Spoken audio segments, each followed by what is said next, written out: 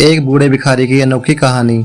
हर दिन एक भिखारी दरवाजे के पास आकर भीख मांगा करता था और घर का मालिक हमेशा घर के पार आते ही उसे देखकर फिर जाया करता। कई बार उसके लिए गालियां भी बकता। वो कहता, तू जिंदा ही क्यों है? पूरी जिंदगी ऐसे ही भीख मंगाएगा क्या?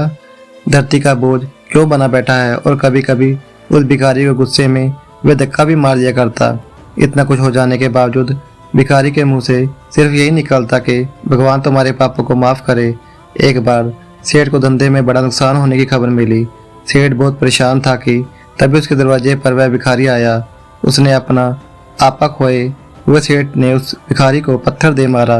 पत्थर लगने के कारण वह भिखारी का सर फूट गया और उसके सिर से खून बहने लगा। फिर भी वह दर्द से कराते हुए भिखारी ने सिर्फ इतना ही कहा, भगवान तुम्हारे पाप को माफ करे। भिखारी वहां से चला गया। सेठ ने सोच में पड़ गए। भिखारी को पत्थर मारा, फिर भी उसने प्रार्थना की। सेठ का गुस्सा शांत हुआ। सेठ का मन शांत हुआ भिखारी का रहस्य जानने के लिए। सेठ ने भिखारी का पीछा करना शुरू कर दिया। भिखारी जहाँ जहाँ जाता सेठ उसके पीछे पीछे जाता। सेठ ने देखा कि कोई उसको खाना देता और कोई उसको मारता, कोई अपमानित करता तो कोई गाली देता। लोग भिखारी के साथ जाए जैसा व्यवहार करते, लेकिन भिखारी सबके लिए एक ही प्रार्थना करता, भगवान तुम्हारे पाप माफ करे। अब रात होने को आई थी। भिखारी अपने घर जाने के लिए लौटा। वह अपने घर पहुंचा, लेकिन सेठ अब भी उसका पीछा कर रहा था। एक प्राणी टूटी हुई खटिया पर एक बूढ़ी औरत लेटी थी।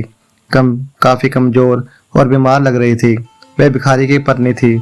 अपने पति को वापस आता देखकर वह खाट से उठ खड़ी हुई। पत्नी ने अपने पति के भीख वाले कटोरे में देखा, उसमें सिर्फ आधी बासी रोटी थी। उसे देखकर वह बोली, आज बस इतना ही मिला है और हाँ, आपके सिर से खून निकल रहा है, ये चोट कैसे लगी? बूढ़ा भिखारी बोला, आज बस इतना ही मिला है, किसी ने कुछ दिया ही नहीं। सबने गालियां दी और एक ने पत्थर भी फेंका, इसलिए मेरा सर फट गया।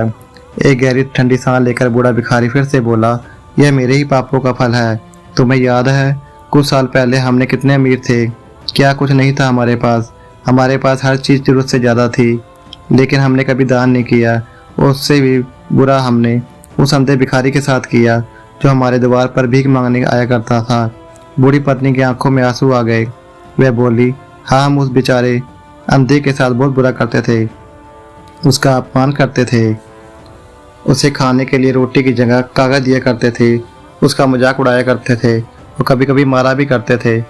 मैंने कभी उसका रास्ता नहीं दिखाया। एक बार मैंने उसके मुंह पर मिट्टी भी फेंकी थी और वह हमेशा दुखी होकर यही कहता कि भगवान तुम्हारे की सजा देगा, भगवान तुम्हारे पापों का सजा जरूर देगा। उसका श्राप सच हुआ और हम उस दुख भरी जिंदगी में आ गए। भिखारी बोला, हाँ, उसका श्राप सच हुआ, इसलिए मैं किसी को बददुआ नहीं देता, चाहे कोई मेरे साथ कैसा भी बर्ताव करे। मैं हमेशा उसके लिए प्रार्थना करता हूँ। मैं नहीं चाहता कि कोई भी हमारे जैसे जिंदगी का अनुभव करे, किसी को भी हमारे जैसे दुखों का सामना करना पड़े।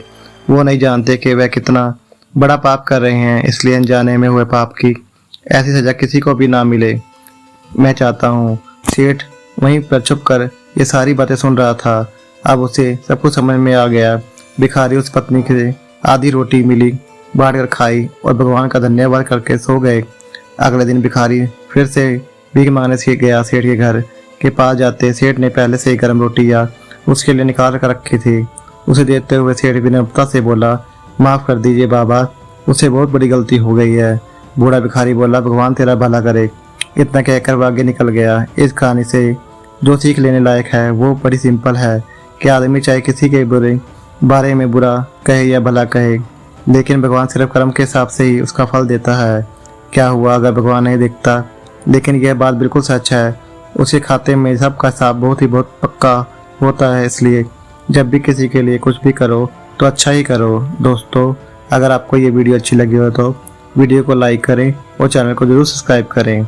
आप सभी का बहुत बहुत धन्यवाद।